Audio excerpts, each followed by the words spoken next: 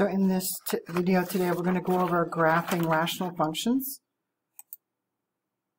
By the end of today, you should be able to fulfill most of these I can statements. The first statement, actually, we're not going to get to some of that until next week, but the last two we are going to go over today, which is identifying vertical and horizontal asymptotes, holes, and when suitable factorizations are available for rational functions. And then also you're going to be able to say I can graph functions by hand in simple cases using a table, and technology for more complicated cases. So those are what we're going to do today, the last two.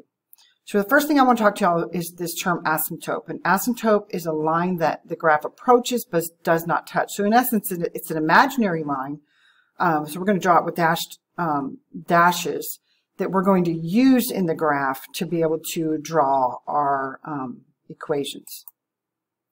So a rational function, there are zeros, aka roots. We call these roots as well, right? Y'all remember that? We can call these solutions. There's a lot of different terms we can use here, okay? But there are zeros, aka roots, at each real value of x for which the function in the numerator is equal to 0. So what does that really mean? That means we're going to set our factors in our numerator equal to 0, and those are going to be the zeros of the function, okay?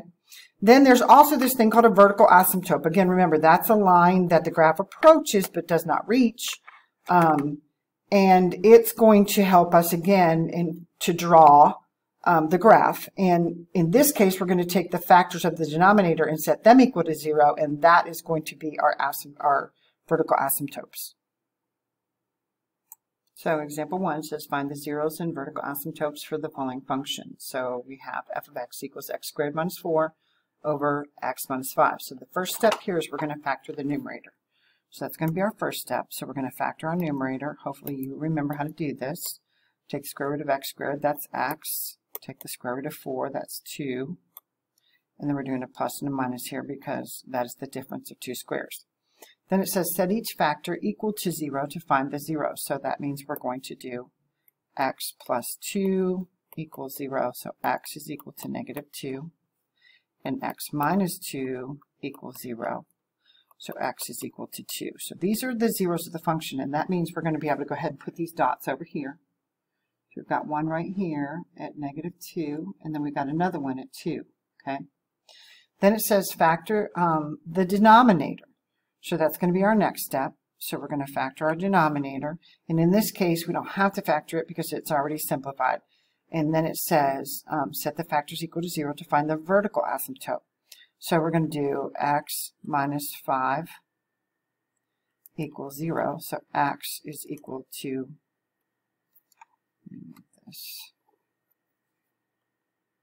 5. Okay. So this is what we call our vertical asymptote. Okay. So our vertical asymptote is a line that our graph approaches but does not actually reach. So I'm going to go ahead and draw that as a dashed line over here. Because this is, again, a line that our graph approaches but it never reaches. Okay. So then it says sketch a graph by plotting the zeros and asymptotes, then make a table of values to fill in the missing points. So what we could do here is we can go ahead and put this in another program. Let me show you guys. We can put in a graphing calculator. There's a couple of ways we could do this. So let me pause this a second and put that app up here. So what I'm going to do is I'm going to click on this y equals here so that I can put the equation in the calculator. I'm going to put in parentheses what's in the numerator. So I'm going to do x squared minus 4 divided by our x minus 5.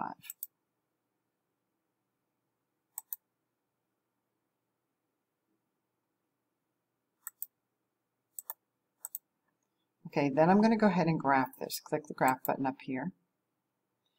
And what you guys are going to begin to see is that it went through those 2 points that we plotted. So here again, we plotted a point here on our graph, and we plotted a point here, right?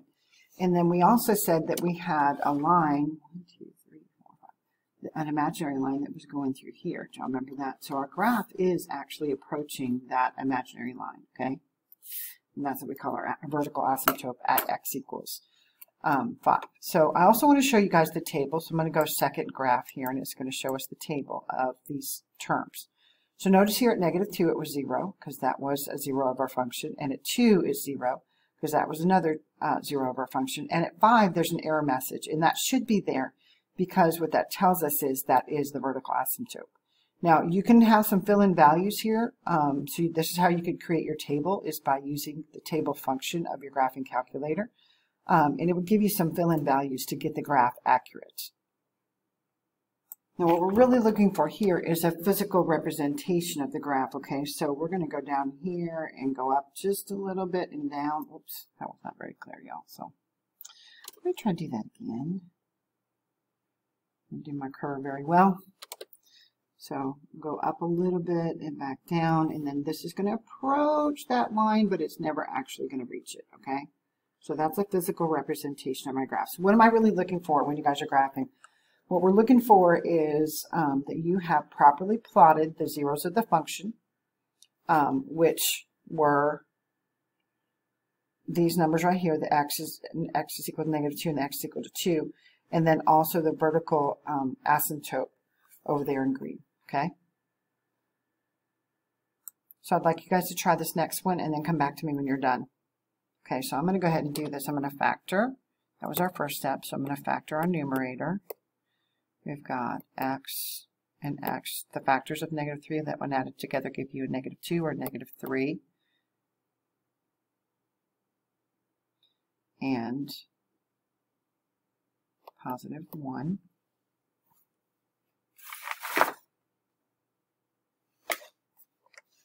And then we're going to set those equal to 0. X minus 3 equals 0.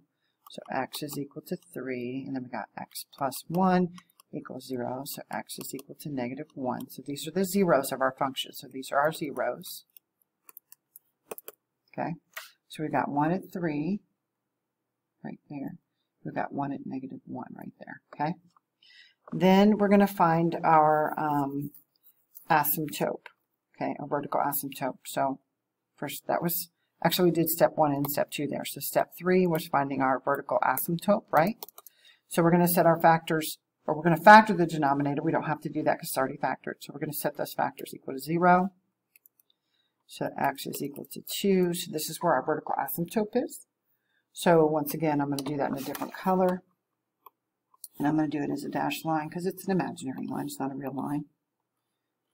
So on this one, again,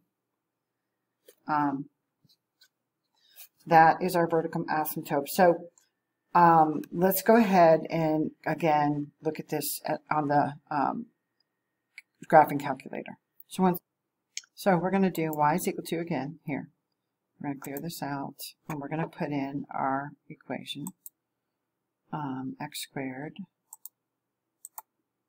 minus 2x minus 3. And that's being divided by x minus 2.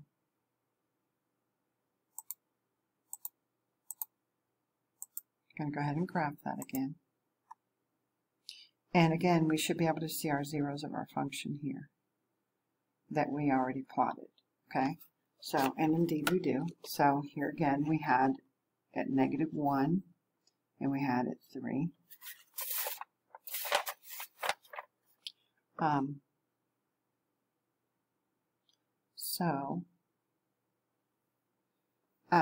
Then we have our vertical asymptote at 2 right here. So remember, we had it right here. So if you want to make a physical representation of this graph, what you want to do is go through those points, and you could come out here and again use your table functions. We could go second and graph here. And you could use a point out here, so like a negative point. So you could go -4, -3.5, or -5. You could even make it further out if you wanted to find some of those points that are out there on the right. To go ahead and graph it accurately if you wanted to. So you can do that if you want to. So what we're going to do now is we're going to go ahead and draw a physical representation of the graph. So we know it's going really close. Oops, sorry, can't draw straight. Really close up there and then down here and around like that. And then over here, same thing, is going really close here, and then it's going up and out like that. So not looking for perfection here, guys, just looking for a physical representation of the graph, okay? So the next thing we're going over are rational functions' horizontal asymptotes. So if the degree of the numerator is greater than the degree of the denominator, then there's no horizontal asymptote. So what I mean, like if we have x to the second over x to the first, so that would be a 2 is greater than a 1, right? So in this case, there's no horizontal asymptote, okay? Now it says, the next one says if the degree of the numerator is less than the degree of the denominator. So that would be like an x over an x squared, right? Because 1 is less than 2. Then the asymptote is the line y equals 0. Now if the degree of the numerator and the denominator were the same, so let's say we had an x to the second over an x to the second, but we had some numbers out in front of them. So let's say we had a 3 here and a 4 there, right? Then our line would be y is equal to the 3 over the 4. And that would be our horizontal, our horizontal asymptote. So let's do some of these together. So all we need to do here is look at the degrees of the polynomials in the numerator and the denominator, compare them first. So the degree on the top is 1, the degree on the bottom is 2. So what symbol would we put here is less than. And when the numerator is less than the denominator, then we know that it's going to be y is equal to 0. So it has a horizontal asymptote where y is equal to 0. And by the way, you guys should know that x is equal to is a vertical line, and y is equal to is a horizontal line. So our next one, again, we're looking at the degrees of the polynomial. So we have a second degree on the top, and we have a second degree on the bottom. So this time we're going to take those coefficients that are out front, we're going to put them over each other. Y is equal to 2 over 1, so y is equal to 2. So y is equal to 2 is our horizontal asymptote. All right, I'd like you guys to do these next 3 U-tries and then come back to me when you're done. So on this one we got 3 and we got 1, so that's next to the first. So that's greater, right? So when 3 is greater, when the numerator is greater than the denominator, then what do we know? There's no horizontal asymptote. On the next one, we have a 2 and a 2, so 2 equals 2. So that means we're going to take y equals our numerator over our denominator, right? So that's going to be y equals 1/2. This is our last U-try. Again, we have a 2 and a 4. See the 2 here and the 4 there. So 2 is less than 4. And when the numerator is less than the denominator, then y is equal to 0. Okay, now we're going to talk about wholes. So if a rational function has the same factors in the numerator and the denominator, then there's a whole, okay? And that's going to be where x equals b. So let's talk about what that looks like in this example. So we're going to go ahead and do our first step like we did before. We're going to factor our numerator. So we're going to factor this numerator. So we got x, and 2 and 2, and plus and minus. Okay, now we're going to put that over our denominator. Now we've done these types of problems, guys. So when we do these, we should notice that we have a repeated factor here, right? So now we have y equals x minus 2. That's going to be our equation of our line that we're going to draw. But we have a hole at x where this equation is. So we're going to set x plus 2 equals to 0 because that's going to tell us where our hole is. So x is equal to -2. Now what we want to do is take this -2 and put it in the equation for the line. So we're going to take this and stick it up in there for the x. So we got y equals -2 minus 2. So y is equal to -4. So this is where our hole is right here. This is our ordered pair, -2, comma, -4. That's where our hole is. So we're going to go ahead and draw that, -2, -4. That's down here. So I'm going to draw a hole right there. Then we're just going to graph the equation of our line. Hopefully you remember how we graph the equations of lines. So do y'all remember y equals mx plus b, where m equals the slope which is rise over run, and where b equals the y-intercept. Okay, so what does y-intercept mean? It means where the graph intercepts the y-axis. So that's what we're going to do. We're going to go ahead and do that. -2 right there. That's where the y-intercept is. That's where our b is. B is -2, okay? And then our slope here would be 1 over 1. So we can, and actually, we don't even have to do that, but we can do it just to check, right? 1 over 1, 1 over 1, up 1 over 1, right? Down 1 over 1, down 1 over 1, down 1 over 1. So then we can draw our line through those points if we want to. And I'm just doing this so I can draw an accurate line freehand, y'all. You don't have to do this many times, but I'm just doing it so I have an accurate graph. So that's where my line is going to be, and there's going to be a hole in the line. Do y'all notice where that red hole is? Okay, so, and up here, same thing.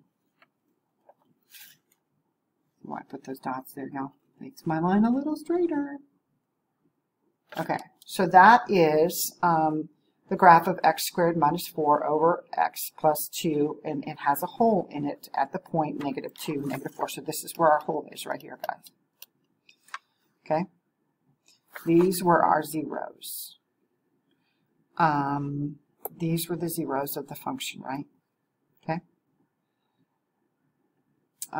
but actually, that's where the zero of our function is. It's a negative. It's a 2. Okay, so this was our 0 right here, right there.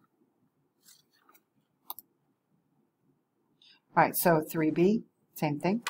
Factor the numerator. So we've got x and x. What are the factors of -6 that when added together give you a +1? So that would be +3 minus 2 this time. Again, I'm going to put it over our x minus 2, which is y is equal to. So once again, those cross out. So that's what we're going to set equal to 0. That's where our hole is going to be, okay? So x is equal to 2, and then our equation for our line is going to be y is equal to x plus 3, right? So we're going to take that equation and we're going to put this 2 back up in it. Y is equal to 2 plus 3, so y is equal to 5. So our hole is going to be at 2, 5. That's where our hole is. Okay, so we're going to go ahead and plot that again first. 2, 5. That's where our hole is. And then we're going to find out, again, remember y equals mx plus b. Our b is 3. So we're going to plot that 3 right there. And again, our slope is 1 over 1, right? So we're going to go up 1 over 1, up 1 over 1, up 1 over 1. And you notice that point on there, that's where our hole is, that, I'm having a hard time here, y'all.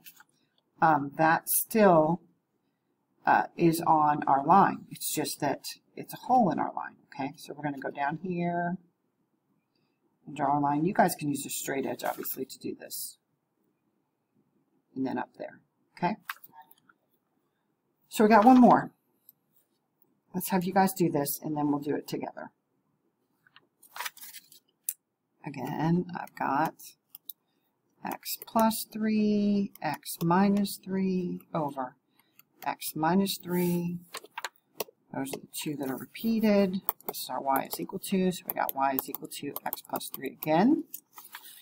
And this time we're going x minus 3 equals 0. So x is equal to 3.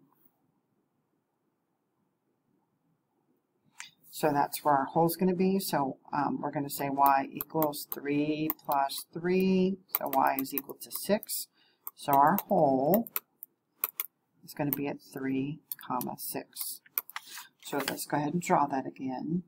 There's our hole. And then we're going to, again, we're going to graph this equation. So our y-intercept is at 3. And again, our slope here, 1 over 1, right? Go up 1 over 1. Up 1 over 1.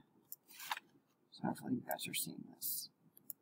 So I'm going to see if I can freehand this from this point forward. We'll see. Sort of, kind of. Okay? Hopefully that gets it for y'all.